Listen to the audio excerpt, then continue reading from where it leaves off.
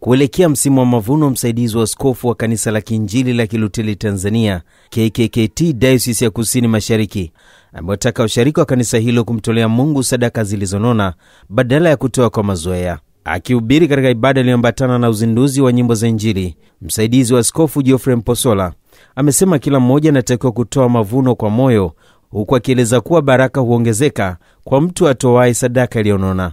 Toa mavuno kwa kumheshimu Mungu, kwa maana Mungu anastahili heshima yako. Toa mavuno kwa kumshukuru Mungu, kwa kuwa matendo makuu ya Mungu yamefanyika katika maisha yako. Mungu akubariki sana kujiandaa kwako, lakini pia kutafuta sababu na kuona sababu ambazo wewe zitakupeleka mbele ya madhabahu ya Mungu kumshukuru yeye kwa mavuno. Kwa kama uliandaa katika udhaifu, wengine wamekuwa na ile tabia kwamba kila mwaka anatoaga debe 10 za mahindi au debe 10 za korosho. Hizo tu kila mwaka debe 10. Je, hujafanikiwa kuvuka hapo? Kwa hali kadhalika labda pesa, mimi natoaga kila mwaka 50,000, basi unabaki hapo tu na baraka zako zinasinyaa. Kumbe kama ulitoa mwaka 50,000 unaweza kujipima tena ukasogea zaidi, kwa sababu baraka zinaongezeka katika maisha yetu. Akisoma taarifa, mwenyekiti wa kwaya hiyo Dr. Lusungu Mselela amesema changamoto kubwa inayokabili katika kwaya hiyo ni uhaba wa walimu, jambo ambalo limewafanya kutafuta walimu kutoka maeneo mbalimbali ili kuwafundisha. Hii imesababisha kulazimika kuazima walimu kwa muda mfupi kutoka Dar es Salaam, Dodoma, Njombe na kwa hivi karibuni kutoka pale Masasi, jambo ambalo linaigharimu sana kwaya ili angalau huduma hii ambayo mnaona kwaya kuu ikifanya kwenye ibada zetu iweze kuonekana kwa kiwango hicho.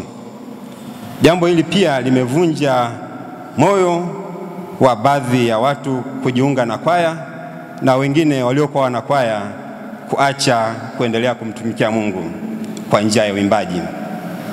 Hivi sasa tuna wastani wa wanakwaya 20 kutoka wanakwaya 30 wakati ule tulipokuwa na mwalimu. Jambo la pili, kwaya hii haina vitega uchumi, hivyo shughuli zake kuendeshwa kwa michango yao wenyewe, washirika na marafiki wenye mapenzi na kwaya kuu. Kwa sababu hiyo, leo tumekuja na flash kama ambavyo imetangazwa.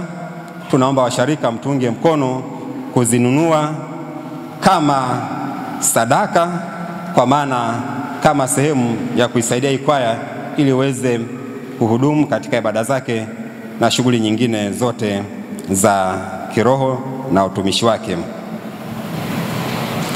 Na ikiwa hivyo, kwaya itapata nguvu ya kuandaa mkanda mwingine au itakuwa ni sehemu ya mwanzo wa vitega uchumi vya kuisaidia kwaya hii. Kwa hiyo tunawakaribisheni sana. Ni fresh yenye GB 8, ina mkanda 1.5, kwa maana kwamba mkanda mmoja uliokamilika na baadaye ziliongezwa nyimbo nyingine yapata 5, kwa hiyo una zaidi ya nyimbo 13 na kuna nafasi kidogo inabaki kwa ajili ya kuendeleza kitaka kuweka nyimbo nyingine. Nao baadhi ya waimbaji wa kwaya hiyo akiwepo Aishi Kileo na Delgundis Helmit Mdengeri wamemshukuru Mungu kwa kutimiza miaka 8 katika huduma yao, huku akitoa wito kwa waumini wengine kujiunga na kwaya hiyo. Kwa jina anaitwa Aishi Kileo, lakini jina ambalo linazoeleka anaitwa Mrs. Nkini. Tunamshukuru Mungu tumeendelea kuwepo katika huduma hii, lakini pamoja na mafanikio hayo ya kuwa na mkanda wa kwanza wa kwaya yetu, bado tunayo changamoto ya kumpata mwalimu wa kwaya, kwa sababu kwaya yetu ni kwaya ambayo inaimba nyimbo za nota. Kama ambavyo tunajua kwa nyimbo za nota zinahitaji mwalimu ambaye ana uwezo wa kufundisha. Kwa hiyo tunayo hiyo changamoto kwa sasa. Tunaomba Mwenyezi Mungu atusaidie tupate huyo mwalimu ili kwaya yetu basi iweze kuimba zile nyimbo ambazo zina hadhi ya kwaya kuu. Kwa majina naitwa Delgundis Helmit Mdengeri na mimi ni mwimbaji wa kwaya kuu, mwenyekiti kamati ya music. Kwa kweli siku hii ya leo tunamshukuru Mungu kwa namna ya kipekee sana, maana tumetimiza miaka 8. si kwa nguvu zetu, bali ni kwa neema yake tu.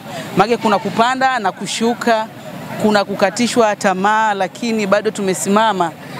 Tunamshukuru Mungu kwa yote. Na pia tunawakaribisha watu wengi waje ili tuweze kumwimbia Mungu wetu. Nikiripoti kutoka mkoani Mtwara, na hapa ni Kanisa la Kiinjili la Kiluteli Tanzania KKKT, mimi ni Christian Ngao wa Upendo TV.